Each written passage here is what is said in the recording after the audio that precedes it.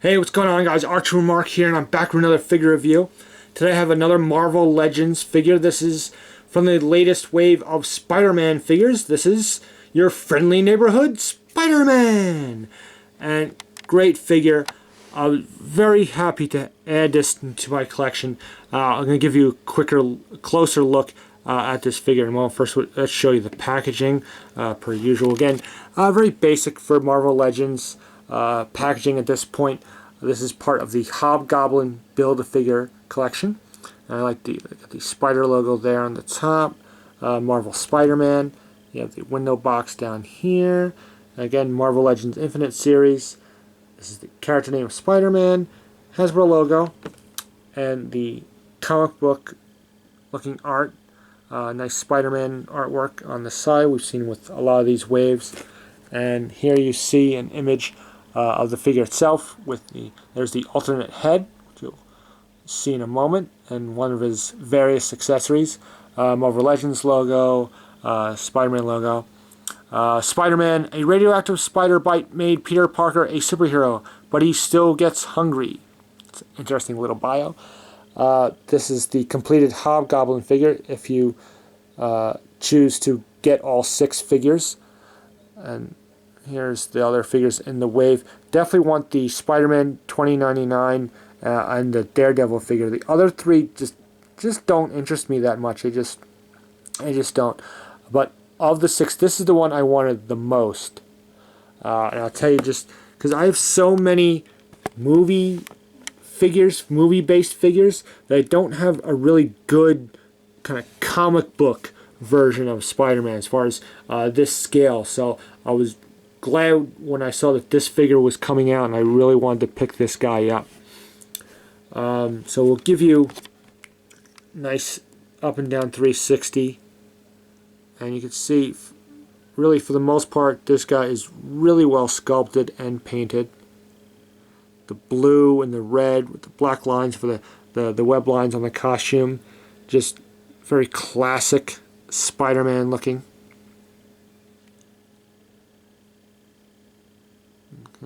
Now, kind of a gripe for me is you have this hole in the back here with the red spider logo, which I'm assuming is for another Spider-Man figure, possibly the Spider-Man 2099, because I know he has those little web attachments that, but I don't know. But I'm assuming they reused the mold for another figure that had some sort of accessory that went on the back, which we don't have with this figure, but they still have the hole, which is too bad they couldn't close that up with some red plastic, but you know, not going to see it unless you're posing them that way anyway. But you can see the black lines there, and it's well done.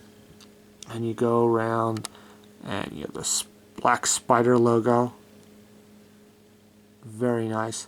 And the head, which I think is really nicely sculpted. The eyes are good; they're painted well. There's not any major paint mishaps really. I think the eyes aren't too big or too small. They seem to be fairly centered, at least in my opinion. I don't know.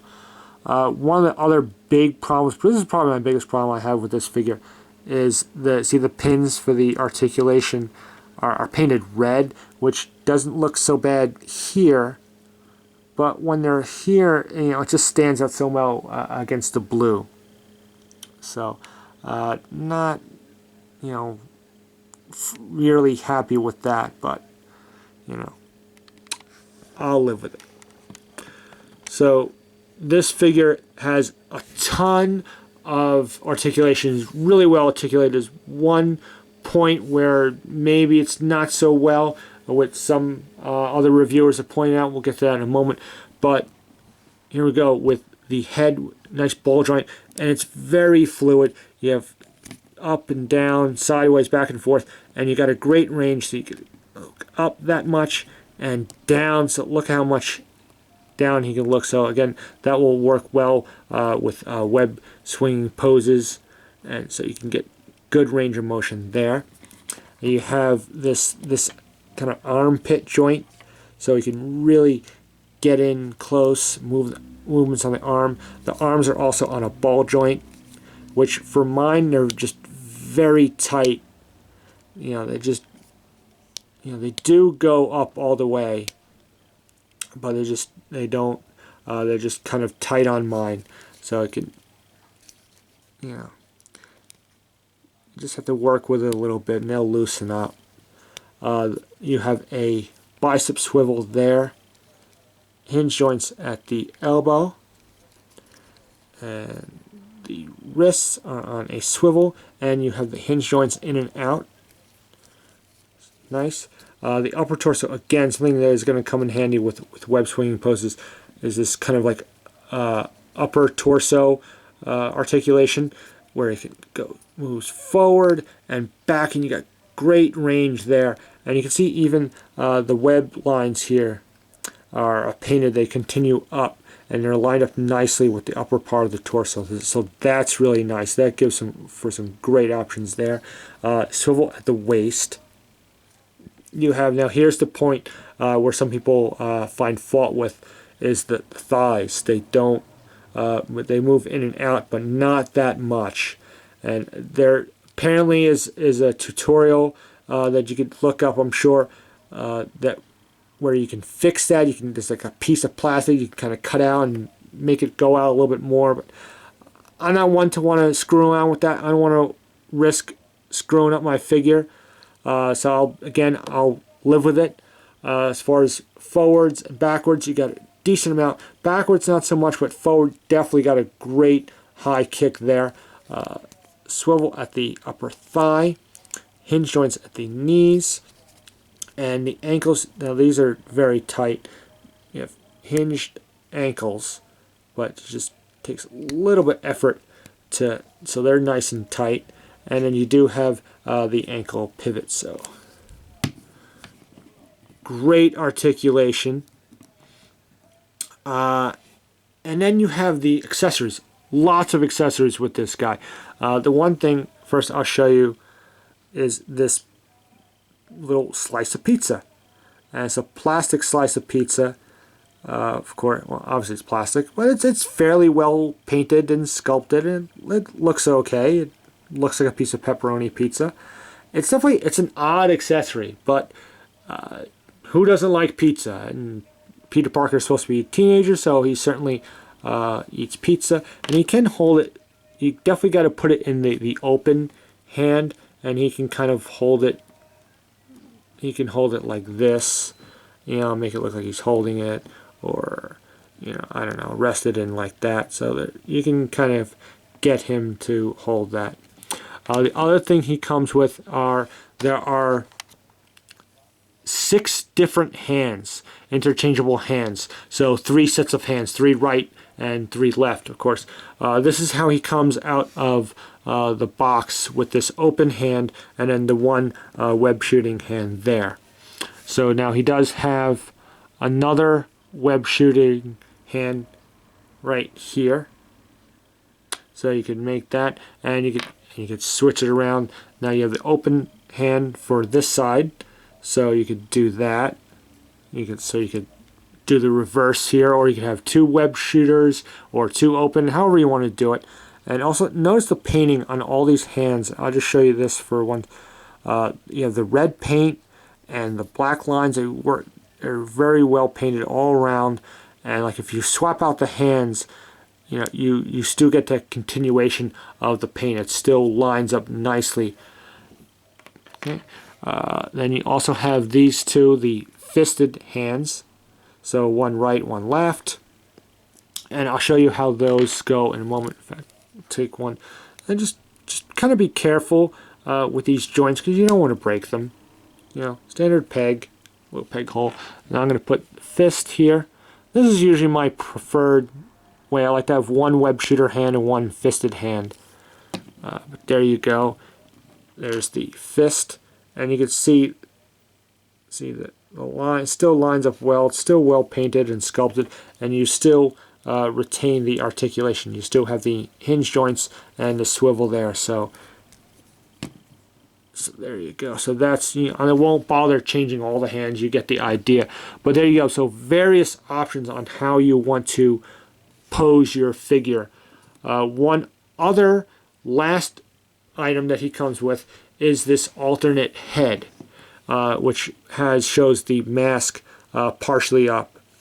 And if you look, it's really nicely sculpted. Again, it's more of a comic book looking or an animated looking. It's not meant to resemble any of the various actors that have played Spider-Man. Now, one thing, swapping the head on this can be a little tricky because the neck joint moves so well. You gotta kind of like hold it and push it down. You get that pop. So it can take a little bit of time. So for time restraints, I don't want this video to go too long, so I won't bother doing that. But here you see it side by side. Because I tried doing this earlier and it took me forever to get the head back on, and I don't want to be sitting here for 5-10 minutes trying to get the head on. Okay, but you get the idea. And again, it gives you that extra option. I think I'll just stick with this head anyway, but it's nice to have these accessories to have the various display options. And again, I think the head is nicely painted, just as much as the other head. Okay, it's well done. So there you go. Also, one other thing here, I'll move in. Here's with the two other reviews that I've done recently of Marvel Legends. The Iron Man and the Hulk. Obviously, these are movie versions, but just to give you a look at the scale, Hulk a lot taller than Spider-Man, and Spider-Man, even shorter than Iron Man, which I think is good. I think that's in scale. Spider-Man should be shorter than Iron Man, and certainly, again, Hulk should tower over both these guys. So just to give you an idea of the scale, so that works really well. So overall, this is a great figure. Again, I think if you don't have a comic book version of Spider-Man or a good comic book version of Spider-Man, I think this will do the trick. It's well done. It has its faults, like a lot of figures do, but overall is a great figure. And yeah, he's certainly well worth the money. You're getting your money's with all the extra hands and all the pizza and the alternate head. And also one other, before I go, just if you're interested, this is the leg for the Hobgoblin leg for the Build-A-Figure. So just to show you that, if that interests you. So wonderful figure. Be sure to hunt him down. I think it's definitely worth picking up. Hope you enjoyed this review. As usual, comment, rate, subscribe. And until my next video, I'll say so long, true believers.